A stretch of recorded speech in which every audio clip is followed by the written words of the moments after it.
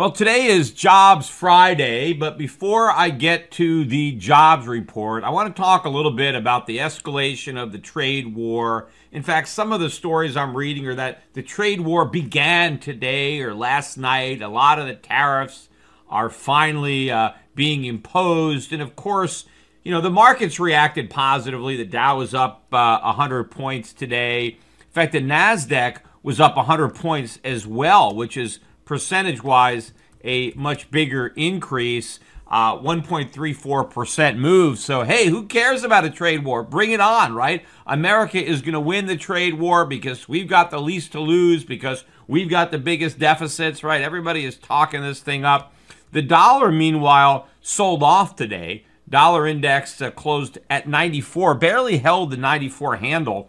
It traded below it briefly, despite what most people were considering a stronger non-farm payroll report. So the dollar going down despite the beginning of the trade war and despite the supposed strong jobs numbers. So again, to me, dollar topped out above 95. I expect us to crack below 94 next week. And if we break below 93, I think if we get into the 92s, I'm pretty sure the rally is over, technically speaking, and we're headed for new lows relatively quickly. But let me get back to this trade war that we're supposedly going to win. One of the most interesting things about it is when you look at the goods that each side is imposing tariffs on, right? Because when you look at that, you can see which country is really the industrial powerhouse and which country is, basically a third world country masquerading as an economic power. So here are the goods.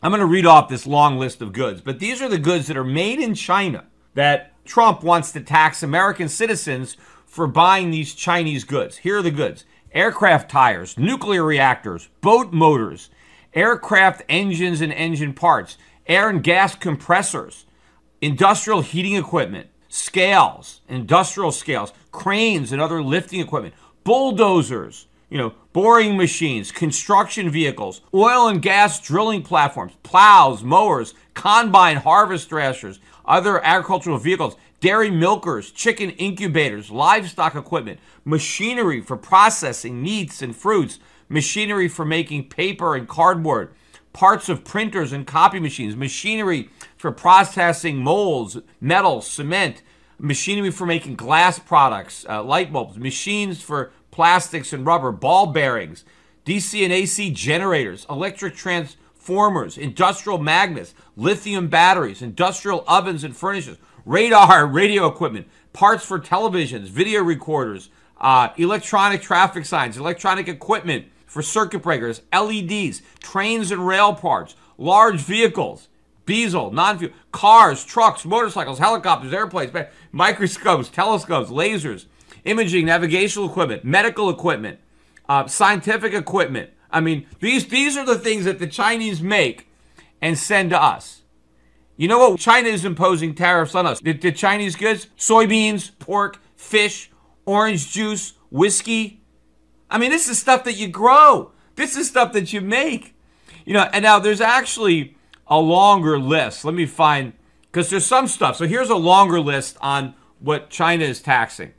So soybeans, aircraft. Okay, so we do make some aircraft, some cars, computer chips, jet engines, gold. Gold. That's one of our major exports to China. Gold. We dig it out of the ground. They buy our gold. Medical instruments, okay, chip making, scrap paper, the paper that we just is left over.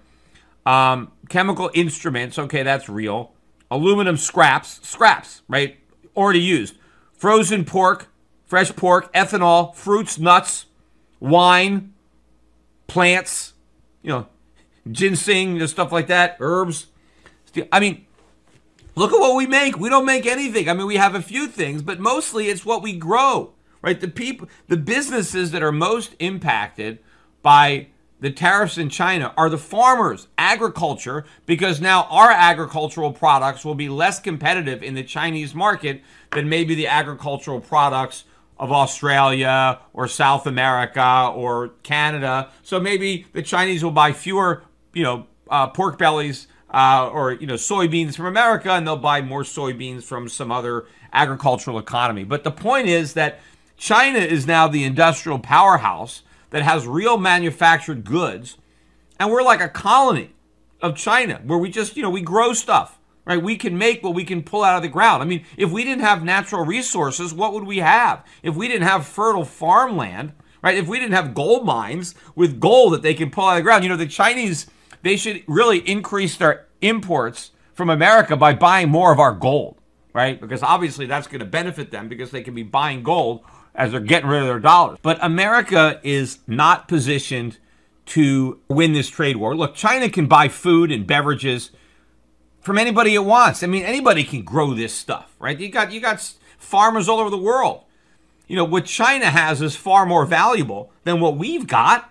I mean, they've got all these manufactured products that are important. And of course, our farmers, even though they grow food, the farm equipment, the stuff that they need to be efficient is imported from China, right? We grow the food, but the machinery that you need to harvest your crops or plant your crops, that stuff is being imported. And all the parts, I mean, what happens if you're a farmer and your tractor breaks down and you need some spare parts or whatever? Those parts are being imported. So all that stuff is going to cost more. All we are doing is raising the prices that Americans have to pay to import the products that our inefficient economy is incapable of producing. But anyway, let me, move forward or transition now to talk about the economy, because obviously we got the economic data today. We got the highly anticipated non-farm payroll. We get that report the first Friday of every month, and that was today. And they were looking for 190,000 new jobs, and we got 213,000, a beat. Not only did we beat the consensus, but we revised the prior month's 223,000 up to 244,000, so more jobs. But again, I have no idea how accurate these statistics are. You take a look at the birth-death model, and basically over 90% of that 213,000 can be accounted for in the birth-death model, which I pointed out on this podcast, is the fact that the government assumes that a bunch of companies were started and that those companies hired people. Now, I don't know how they guess how many companies were formed versus, closed down, and then how many people those newly created companies hired. I don't know how they get this number, but there's got to be some, randomness to it. There's got to be some subjectivity to it where, you have to make a guess on whether you think businesses are being created or not. So, I mean, how do they even know how accurate this number is? It could be off by a mile. And of course, they end up, they go back a year later, and they revise them once they get better information. But right now, it's all a guess. But of course, Wall Street puts so much stock into, is the number above 200,000 or below it, when really we have no idea what the number is. The unemployment rate actually notched up. It was 3.8% last month. And they were expecting it to stay at 3.8%, and instead it notched up to 4%. So we'll see. Maybe 3.8% was the low, and it's uphill from here. We'll see. I mean, if that's the case, maybe Trump will stop tweeting about the unemployment rate. Private payrolls, also better than expected. The labor force participation rate actually notched up from 62.7 to 62.9. That is probably why the unemployment rate jumped up, because when people who are not participating in the labor market are now participating, if they're participating without a job, they are now unemployed. And so that is what happened. You have more people looking for work. And so now those people are counted as being unemployed, whereas when they weren't looking for work, they weren't being counted. The average hourly earnings, which is another number that everybody looks at, actually came in less than expected. They were looking for up 0.3 to match the up 0.3 that we got for May. And instead, the June number was up 0.2. And that brought the year-over-year increase to 2.7, although that matched the number we had from the prior month. They were expecting it to notch up to 2.8. Hours work remained the same, 34.5. In general, they were describing this as Goldilocks, right? Not too hot, not too cold. Economy's continuing to be strong. So nobody really worried about that. But, you look at this unemployment rate. The U6 unemployment rate jumped up from 7.6 to 7.8. So a similar increase as the headline rate. But the U6 rate is the rate. I mean, that's the way they used to count unemployed, whenever it changed, whether it was in the 90s or whenever it was, the difference between the U6 rate and the U2 rate, which I think is the 4%, is the people who are working part-time while they're looking for a full-time job, right? They're not counted as unemployed in the regular rate, but they are in the U6. And the people who have given up looking, they're unemployed, and their only reason they're not looking for work is because they're convinced they won't find it. So it's not that they don't want a job, they just don't think a job is there, so they're not even bothering to look. So those two categories are not included in the headline number that Donald Trump brags about. That's why when he was a candidate, he said the numbers were phony, because he knew that those people were not being counted. Well, now he doesn't care that they're not counted. He wants to go back to the phony number, the fraud number, and perpetuate the same fraud by bragging about how low the unemployment rate is. But if he was being honest, he would be using the 7.8% number and not the 4% number, or he would have been using 7.6 instead of 3.8. But even that 7.8 number, that U6 number, is not honest at all. And here's why. The cutoff for discouraged workers is a year. That's it. So if you have been unemployed and discouraged for more than a year, you are no longer counted as a discouraged worker for the purposes of being included in the U6 number. So that means every month, right, you've got people that have not been looking for work for a year because they don't believe there's any work for them, right? So they were never counted in the official unemployment rate. I mean, they were counted until they became discouraged. So if you're unemployed and you're out there looking for work, you're in the unemployment numbers. If you decide, you know what, I'm tired of looking, I've been pounding the pavement, I can't get a job, screw it, I'm just going to stay at home, I'm not looking for work anymore. Now you move away from the official unemployment number, but you're still included in the U6 number for a year. After a year, if you're still not looking because you're still discouraged, all of a sudden you drop off the statistics completely. You're now long-term unemployed and you're not counted. And that is the real reason that the unemployment rate is so low, because so many people have been so discouraged from finding a job for so long that they're not counted. That's why the employment to population rate is so low. That's why the labor force participation rate is so low, because there are so many people who have been unemployed for so long that they've permanently given up on looking for a job. That is the secret to the low unemployment rate, because so many people who are unemployed are not counted. Donald Trump understood this as a candidate. He forgot it as president, right? Because he wants to keep bragging about how we have the lowest unemployment in history, only based on the way we count it. If we were counting unemployment the way they did in the 80s and 70s and 60s, it'd probably be around 20%. I don't know if it would be as high as the 40% that Donald Trump was guesstimating when he was a candidate, but I have heard reasonable statistics that say that if you throw in the long-term unemployed, we got about a 20% unemployment rate in the United States right now, which is, pretty much similar to what it was during the Great Depression. And that 20% rate probably makes sense given how low the labor force participation rate is and given how low the number of people employed is relative to the overall population. That's what's going on. And, that's why you've got all these jobs. We got the ADP numbers that came out yesterday, and ADP missed for 4 straight months. So even though you're getting beats on the government numbers, these private surveys by ADP, they're missing. And one of the big parts of the ADP was all of these jobs that are going unfilled, right? Employers have all kinds of jobs that they're looking for workers and they can't find them. And when you hear the way the news covers this is like it's a good thing. Oh, the economy is so strong, we don't even have enough workers for all our jobs. Like, whoa, what a great problem. We have so many jobs and we can't even find the workers. Like, this is great, right? The economy is so strong that, we can't even find enough workers to fill all these jobs. The truth is the opposite. The fact that we don't have skilled workers is a big problem. I mean, skilled workers are a resource, right? Economies have resources. You have natural resources, right? You have capital goods, and you have labor. Labor is an important resource. but only to the extent that it's skilled. If you have a bunch of people that can't do anything, then how much value can they bring to a company? So if you've got all these companies that want to hire people, but they can't find them because the people don't have any skills, that doesn't necessarily say that the economy is in such great shape.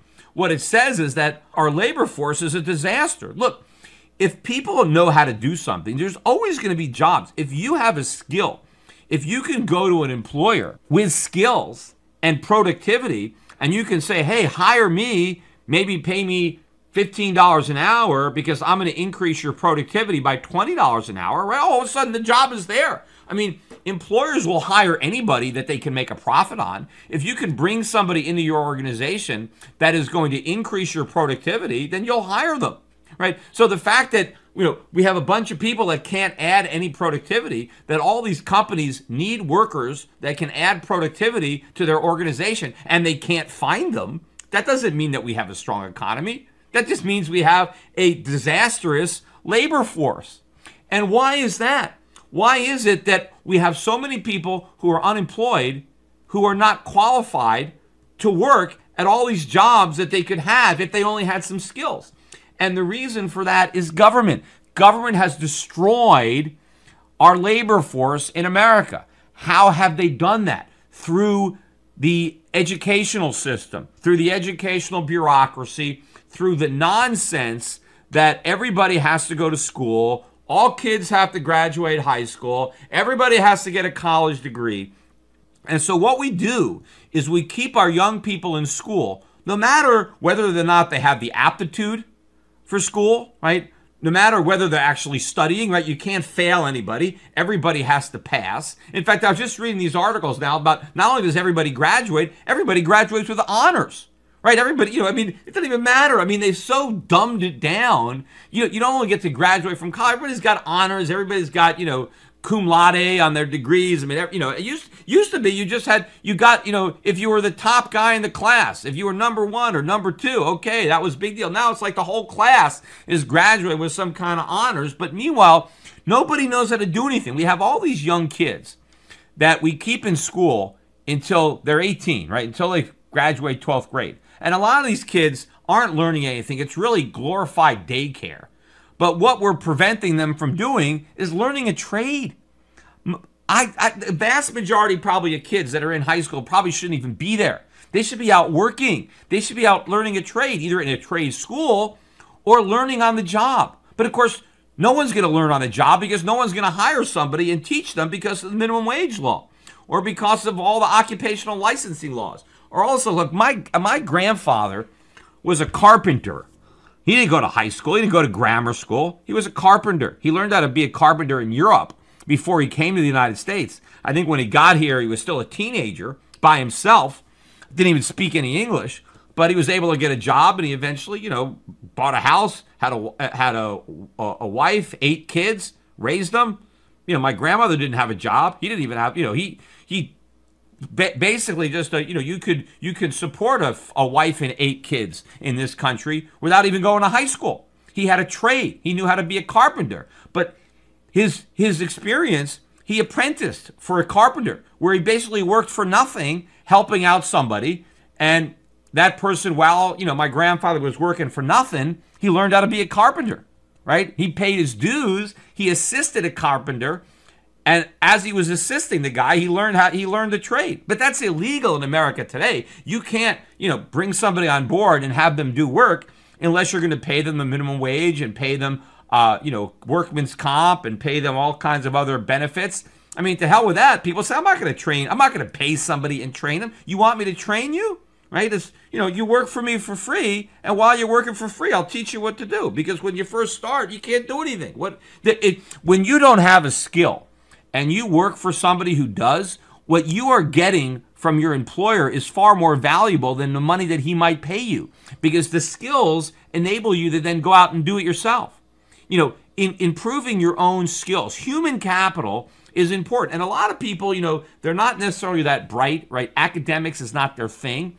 So getting a degree is not going to matter. Majoring in philosophy or English or sociology and then going to college isn't going to matter.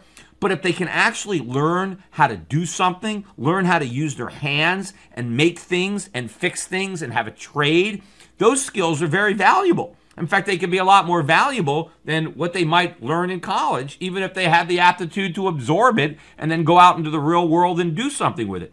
But we don't have enough young kids learning how to do things. So now you have all these businesses that want to hire people, but they don't have any skills to do the work that they need because they wasted all their time in school. And how much money did we blow on K through 12 and education when kids could have been out learning skills? I mean, even a trade school would be better. But I personally think that you're going to learn more from a guy who's actually doing it than a guy who's teaching it. Right? The guy who's teaching it is not going to do it as well as the guy who's actually employed in the private sector doing it.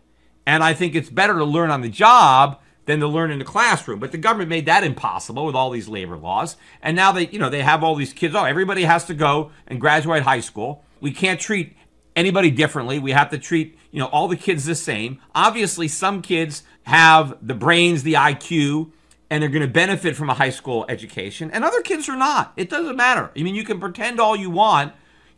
All people are created equal in the eyes of the law, but they're not equal in intelligence. They're not equal in aptitude. And so some people are not cut out for academics, but we try to cram everybody into that same hole, and it's just waste of money, waste of time. But then not only that, after the kids graduate from high school, then we send them all to college, where they major in liberal arts.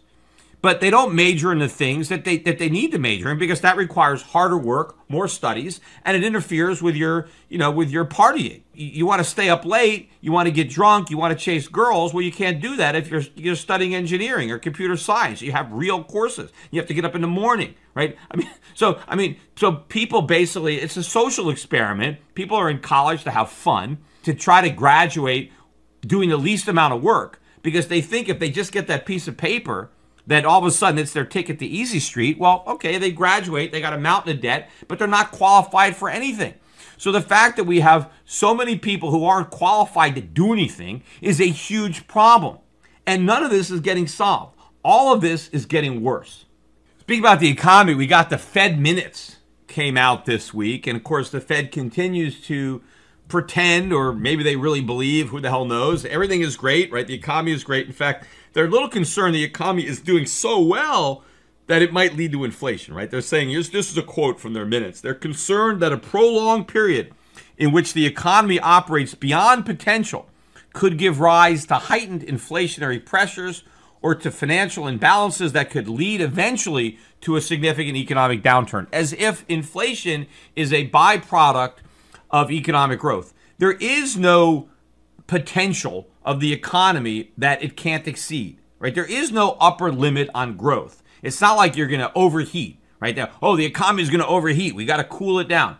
A real economy can't overheat because increased production does not produce inflation. It's the reverse. Increased production brings prices down, right? The more supply you have, the less stuff costs. That is the beauty of economic growth. So there is no speed limit on a real economy. There is, I guess, on these bubble economies that the Fed creates.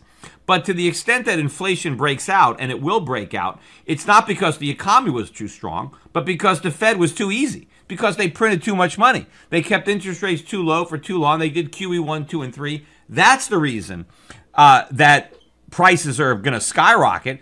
Not because the economy is too strong. In fact, the economy is going to weaken and prices are going to keep strengthening. In fact, the economy is going to slip into recession and inflation is going to accelerate the way it's measured by the CPI. But, when the Fed minutes came out, most people were still, everything is fine. Everything looks good. The Fed is, not too concerned. And in fact, when they point to the U6 unemployment rate, they say, see, look, the Fed has room to let the economy run because, there's really more unemployed people out there. People who are not in the labor force could decide to step in if they think there's an opportunity. But again, these are the Phillips curve guys that believe that inflation and unemployment are, opposites, that unemployment keeps inflation at bay, and if there's too many people working, then prices go up. That's nonsense. If people are working productively, that keeps prices down. The problem is if people are working and they're not productive and money is just being printed and they're earning new money that's paid for by government creating it out of thin air, then that type of employment will lead to higher prices because the employed are not employed productively, so they're not making anything, but they've got money to spend. Where's the money coming from? It's coming from the Fed or the government. So it's the money coming into the economy that is pushing up prices, not the production, not the labor, not the work part. That stuff is good to the extent that people are employed productively. If they're employed by government unproductively, inefficiently, if they make nothing, if you're just digging holes and filling them, and the government is printing money to pay the people to dig them and to pay the people to fill them, well, then they go to spend the money on what? On products made in China, right? But they're going to try to buy products. They're not there and bid the prices up, and that's where the inflation is coming from. It's not coming from the strength of the economy. Another thing, too, just anecdotally on inflation, I talk a lot about how the inflation numbers are really, understated. The Fed is not really capturing, just like they're not capturing the true number of unemployed people in this country anymore because of the way they've, changed those statistics. They've done that with inflation as well. And so economic growth is overstated. Unemployment and inflation are understated due to these statistics. But just anecdotally, I'm on the internet quite a bit. And I'm always looking for, news stories to read. I don't really get newspapers delivered anymore. I mean, I read the news on the internet. And what I've been noticing a lot over the last month or so is one after another, the sites that I've been utilizing to read stories are now charging me to see the story. Right? All of a sudden, I'll say, oh, you've used up your free stories, whether it's Bloomberg or whether it's the Washington Post or the New York Times. I mean, all these newspapers that I would go on and read the stories. Now it's saying, well, you want to read these stories, you got to sign up and you got to pay money to read them. And usually when I get that, I mean, the money, it's not expensive, $1. Although I don't know if it's $1 a month. I'm not really sure. But I don't feel like, I want to read a story. I don't feel like signing up, getting out my credit card, giving them all the information and, having another account. So what I normally do is, okay, I leave and I find another article on the same topic that I don't have to go and register for that I can read. But I'm thinking about all this when it comes to the CPI because none of it is going to be counted as inflation or as a price increase. Because if something was free, it's not even in the CPI. So to the extent that you were able to get content for free, the cost is not there. And all of a sudden now, if you have to pay for something that you used to get for free, first of all, the percentage increase is impossible to calculate because it's infinite, right? Because if you go from 0 to anything, you can't really calculate a percentage when your base is 0. But it's obviously a huge increase in cost percentage if if you try to calculate it. But it's just going to be missed out. But I think that this is going on now, more and more people, and it's probably not just stuff on the internet. There's a lot of stuff that used to be provided for free. I mean, look now into airlines too, and you go and you book an airline too, and you go and you look on the internet, and you try to book an airline flight, and when you see the price, but when you go to select your seat now, every single seat costs more money. Then the actual price means nothing because that's just the opening bid. And then as soon as you get on there, and it's not like, that even the seats, towards the rear, sometimes even the middle seats cost extra. I mean, it's hard to find a seat that you don't have to add some kind of premium on top of it. But I don't know if any of these costs are built into the CPI when it comes to ticket prices, because they might just take the actual ticket price that they display, when you go online and you search, and it'll give you the exact fare. But none of those are actually the fares that you pay, because when you actually try to reserve your seats, they cost they cost a lot. Now, maybe if you don't reserve a seat, if you just say, look, I'll just take whatever seat you have, which, especially if you're traveling with a friend, then, you're not even going to be sitting together. They're just going to find a place to put you wherever they can find some empty seats. But all these things that, used to just be for free. They didn't charge you at the airport, to pick your seats and have two seats together. But now all sorts of things that used to be included are now just, you got to pay for them separately. But all this stuff is not being captured by the CPI. I wanted to go back to and talk a little bit about the podcast that I did on July 4th or the July 3rd about Dependence Day being nothing to celebrate. And I know just looking at some of the comments, I know one thing that I want to kind of clarify, because I didn't really get a chance to get into it, was, when I talked about the idea of America, where it's the rugged individual, people fend for themselves, take care of themselves, right? The government is not supposed to give us stuff. That's not why we have governments. We have governments to protect what we have, right? People will think, well, isn't that very selfish, right? I mean, don't you care about the less fortunate, care about the needy, right? Shouldn't the government be helping the poor, right? If you have a country where it's just about preserving the wealth of the wealthy, right? Preserving private property, then what about the people that don't have any private property, right? I mean, you don't care about them. Shouldn't the government help them, right? Isn't America a greedy, selfish country then if everybody is supposed to just care about themselves? And yeah, I mean, that's, what the left believes, but that's completely wrong. I mean, first of all, the most important element is your individual liberty, your individual freedom, right? That's what it's about. It's not just about, hey, let's just, be greedy. It's about being free. It's about owning yourself. It's about not being a slave, not being an indentured servant, whether it's to an individual or to a mob, which is really what the government represents, is an organized mob. Look, I am all in favor of charity, of helping people who are less fortunate than you. And I think that nobody is more charitable than free people. I believe that human beings in general are good. Are all humans good? No. There are son of a bitches out there that couldn't give a damn about anybody but themselves. Fine. But they're in the minority. The vast majority of people are very considerate and caring of their fellow man and want to help people who can't help themselves, who are, fall on hard times. I just don't want government to do that, because government can't do that. And if you enable government to do that, what you're doing is you're legitimizing theft. If you see somebody who is needy or poor and you want to help them, go right ahead. Right? But what you can't do is rob somebody else. You can't be Robin Hood. You can't say, here's a rich person who has too much. Here's a poor person who doesn't have enough. It's not fair. I'm going to go take some stuff from that rich person and give it to the poor person to make it fair. I'm going to redistribute some of that guy's wealth to somebody who needs it and doesn't have it. Most people would acknowledge that that's wrong, right? Even liberals would say, yep, you can't go directly and steal from one person and give to somebody else. And, of course, you can't even steal. I mean, you can't use your own poverty as an excuse to steal from somebody, right? You just can't go rob a store and steal some food because you're hungry, right? People might understand why you committed that crime, but they still say, look, you're not allowed to steal.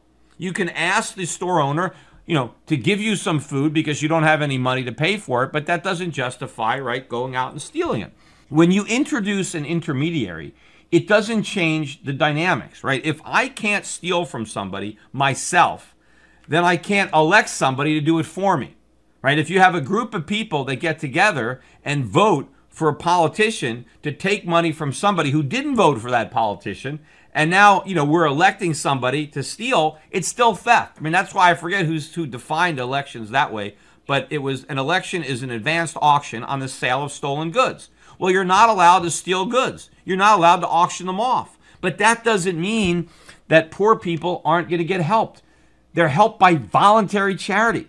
They're helped when people actually give freely what they have to other people. And that is what happens. I mean, and some of the most charitable people are the wealthiest people. I mean, before we had income taxes, we had plenty of charitable giving. Now the government tries to pretend that the only reason people give money is because they can deduct it on their taxes so the government can take credit for charitable giving. Look, if the government didn't take so much money from people in income taxes, they'd have a lot more money to give away to charity. And probably the best benefit of private charity, other than the fact that you're not legitimizing theft, other than the fact that private charity is moral and what the government is doing is completely immoral, is that when the private sector does it, it's effective. When the government does it, it just perpetuates poverty. See, when people are giving their own money away, they really want to make a difference, right? If they're giving money, they want to make sure that the money that they worked hard to earn isn't being squandered. They want to make sure that the person or the charity who's getting the money is deserving of the money, is going to be efficient with the utilization of that money. They're very careful to try to weed out fraud and abuse because, after all, it's their money. They want it going to people who actually need it, and they want to help lift people out of poverty. They don't want to perpetuate poverty. They want to give people a hand up, right? not just to hand out. They want to help people out of poverty so they stay out of poverty. It's the exact opposite with government. Government is extremely inefficient and wasteful. They waste all the money they get. Maybe private charities, let's say if they raise $1, maybe it takes 10 or 20 cents to administer the charity, and 80 cents goes to 80, 90 cents goes to the people they're trying to help. It's the opposite with government. Government bureaucracy is probably going to consume 80 to 90 cents of the tax dollars. And then there's like 10, 20 cents left over for the poor people, right? The poor people get nothing. It's the bureaucracy that gets everything. But then governments don't want to lift people out of poverty. They want to perpetuate poverty because all these government agencies are there to generate business for themselves. They all want to get bigger. They all want to hire more people. So if you have a government agency that's in charge of, giving money to poor people, they want to create more poor people, so now they can have a bigger budget and they can have more power. So what they're trying to do with their charity is keep people poor. They want to give people just enough money so they never get out of welfare. They want to create incentives that when you're on welfare, you can never get out, right? They want to give you welfare, but then if you get a job, they want to take it away. And they want to find a way to trap you in poverty because that way they can keep their program going. And of course, if they keep you trapped in poverty, you're going to keep voting for the politicians who you think are going to help you, right? That was Harry Brown said that quote that, government is great at breaking your leg and then giving you a crutch and then saying, see, look, without me, you couldn't walk. So, people don't realize, just like with the student loan problem, even I hear the left complains now about all the student debt that's out there. Yeah, because of the government. Who led them down the path? Who guaranteed those loans? Who made those loans? It was government. Government went us, we're going to help you students, in exchange for your votes, we're going to give you student loans if you vote for us. And the students think they're getting something for nothing. But now all of a sudden the colleges are jacking up their tuitions. The beneficiaries of the government loans and the government guarantees are the colleges who can overcharge for the degrees and the banks who can make loans without risk. I mean, those are the winners. The losers are the poor students who are voting for these politicians because they think they're getting something for nothing. But I've said that over and over again. When a politician tells you he's going to give you something for nothing, you better watch out because it always costs something, right? Whatever the government puts in your right pocket, they're taking it out of your left. You just don't notice it. I think it's funny because my son pointed this out to me. My older son was watching a YouTube video from the Young Turks. And even the Young Turks now are talking about this bubble economy, all the student debt, all the auto debt and the credit card debt and the stock market bubble and how the unemployment rate isn't real and how the people have jobs, but they're crappy jobs and they're not. I mean, they're basically saying all the things that I was saying when Obama was president that they weren't saying, but now all of a sudden Trump is president and they're saying it, right?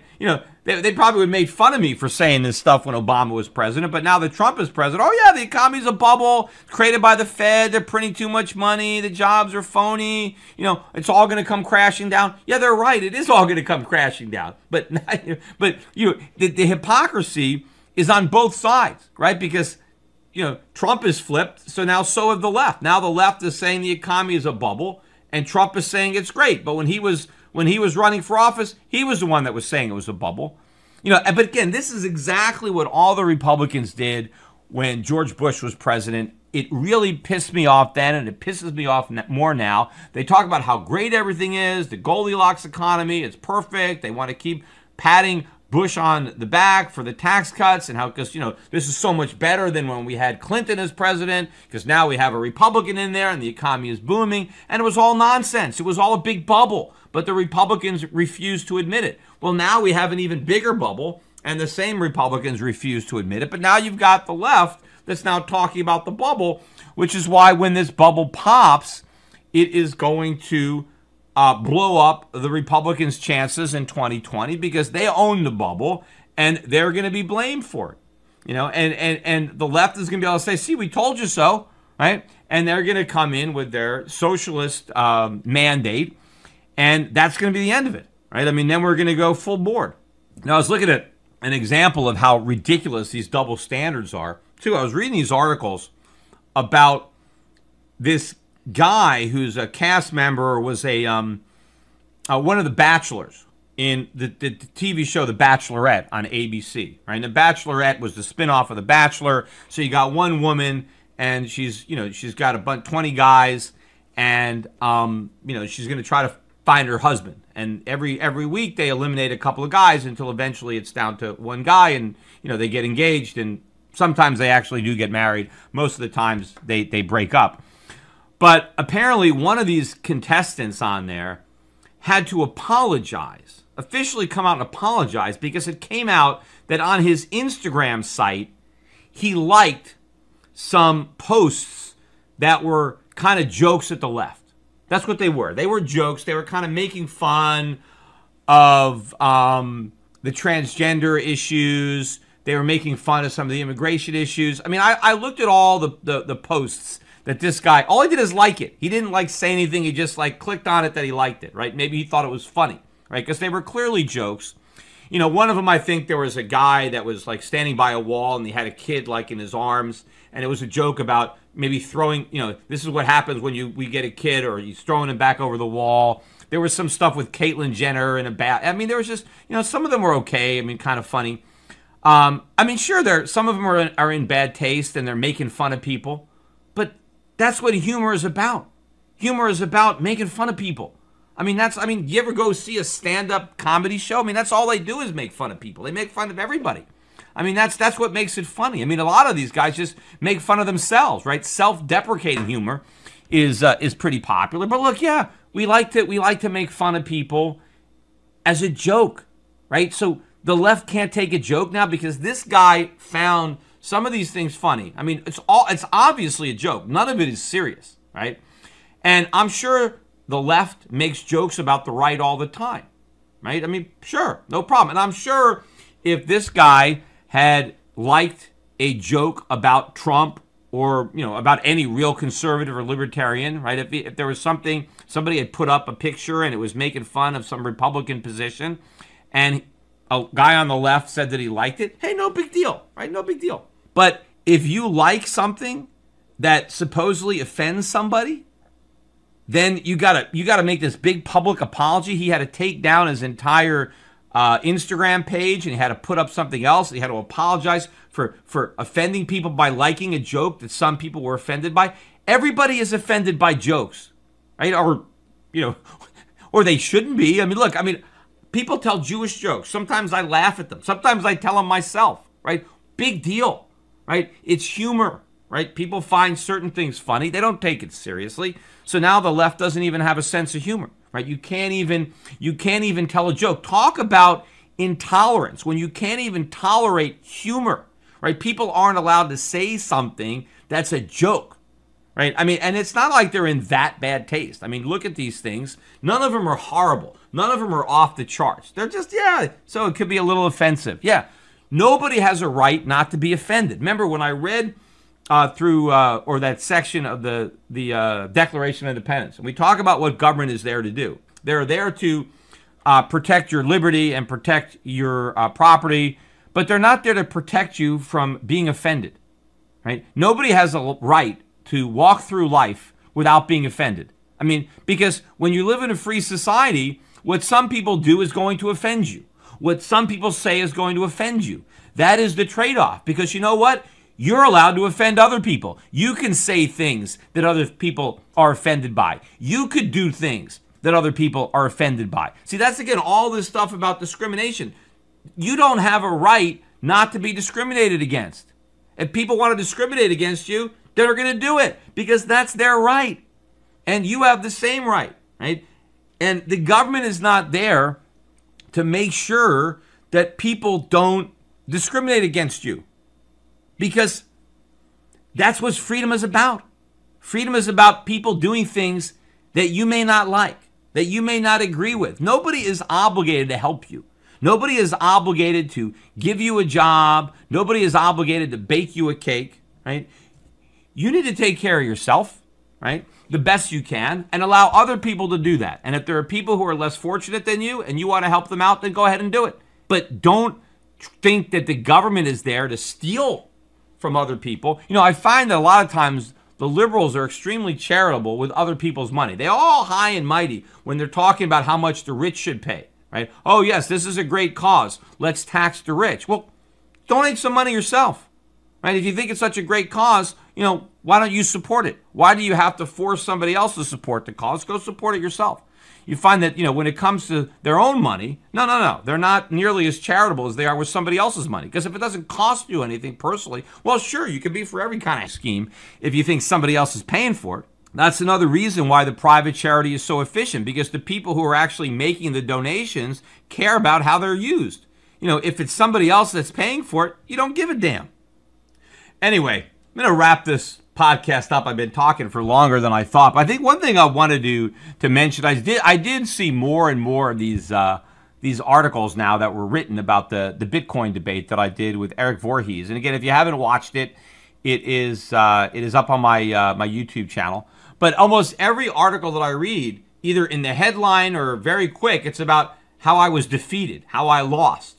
So that seems to be the whole point of the debate, was so I could lose, right? They all knew I was going to lose because, they were all going to vote the way they voted, right? That they all came in not in favor of Bitcoin, and then they were convinced by my opponent that Bitcoin was going to succeed, but somehow they thought it was going to fail before the debate. So the whole idea was to show that I got into this debate and I lost, to kind of validate the future of Bitcoin. Right, that's really the purpose. Not that we had a debate, but that Peter Schiff lost and the pro-Bitcoin guy won. So in a way, I feel kind of a little bit duped about that. Kind of like, did they use me just so they can support this? But Reason Magazine. I've done stuff with them, and they're pretty much a libertarian. But maybe they are somehow caught up into this whole Bitcoin mania. And so one way to promote Bitcoin is to somehow to discredit me by saying that I lost the debate. But I think anybody, if you watch that entire debate, and apparently people are complaining about the sound, but I didn't record it. It got recorded, so that's the only